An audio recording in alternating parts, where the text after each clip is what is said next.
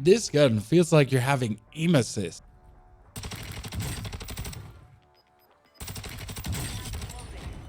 The absolute low recoil paired with the mega damage the STB 556 brings to the table gets only overshadowed by the 30 round mag. But that one is enough to down 2 people with 1 mag easily. 5 meters or 40 meters, no matter what, the gun got it all. Sniper support build, tuning screenshot, and a bonus loadout at the end. Rate of the rip, the SPD can hit very good on any distance, but there's a wee bit of shake to improve. Looking at the base recoil here, yeah, it's minimal. I mean, especially in the vertical department, but there's some horizontal shake and bakey that needs to be taken care of that this truly feels like aim assist. Barrels, we have many choices, 6 different, from heavy recoil control and damage range to movement speed and aim down sight speed.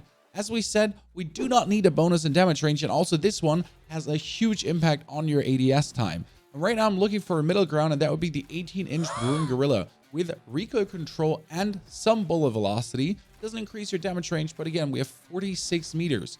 That gets tuned towards recoil steadiness and also towards aim down sight speed again. And now if we shoot this already with the barrel, the pattern should be changed to a more manageable, wee bit manageable. And you notice it already, it gets a tiny bit smaller, but it's just very good there. It kind of loses this chinch, hardcore chinch to the left.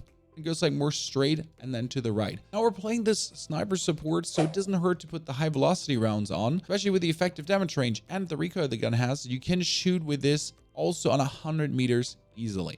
We do pull the damage range out here because it literally doesn't hurt to do so. Now we're going to talk about magazine. Do you want to waste an attachment slot for 42 rounds? That's 12 more. You have good damage per bullet. You do not need these 12 more. Highly recommend against it. I would rather over that put on a side. The Einsight is good enough, but the target acquisition with the blue dot just feels extra premium, and especially with the low recoil on the distance, you can go for these headshots.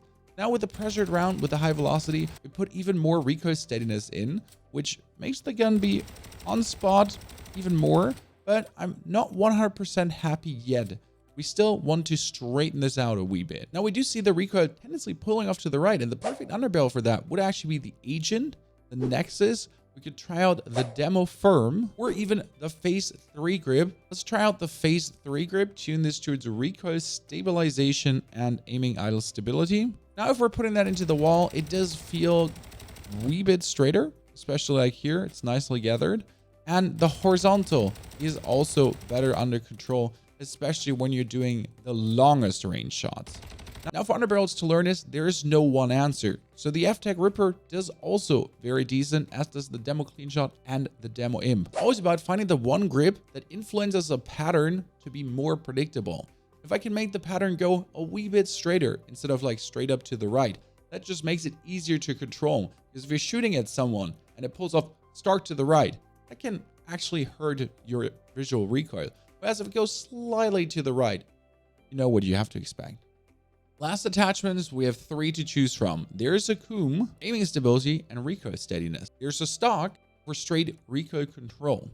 And if we want to shrink the very last horizontal recoil, we could look at the Extend Havoc, which has been an absolute staple in our muzzle recoil control video. We're now pulling that towards recoil stabilization and gun kick control, and then putting that as the final test into the wall. Do notice, geez Louise, that gets even smaller than before, when it has already been a tiny recoil pattern, but you're just making it slowly disappear. And especially it gets just more predictable. So if I have to shoot on this, or even this distance, getting that on target and keeping that on target especially is the absolute no problem here. What a perfect gun. I did promise you a tiny bonus, didn't I? If you want to build it as a long range gun, you can absolutely make this an even more staple laser beam. Keep in mind though that as a long range gun you have the 30 bullets, but I know there's some lovers out there that would enjoy this. Going for the 24.4 Brune S620 for recoil steadiness and aim down sight speed, the Extend Havoc for recoil stabilization and gun kick control, and the F-Tech Ripper with recoil stabilization, aiming out of stability, aim OP side, or the Schlager, but aim OP side has with far and aim down sight speed a very good vision. And then last but not least, the Bruin HDR 56 stock for aiming idle stability and aim down sight speed, making this very low recoil. Would you like to see snipers do a one-shot headshot in 50 meters? Because I only play sniper support plus sniper gameplay, and I don't want it to be a one-shot on the long ranges, but in these 50 meters, that sometimes would be very nice. That being said, just shoot from 5 to 100 meters with a freaking STB 556. If you're still unsure about your underbarrel, this whole video explains it in detail how and what to use.